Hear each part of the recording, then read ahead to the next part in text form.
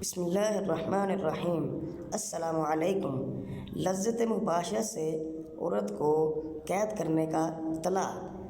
اگر کسی کی عورت فحشہ ہونے لگے یا ہو جائے کہ غیر مردوں کے پاس آنے جانے لگے اور شوہر یہ چاہے کہ میری بیوی میرے علاوہ کسی سے نہ ملے اور نہ کوئی اس کے پاس آ سکے، تو اس کے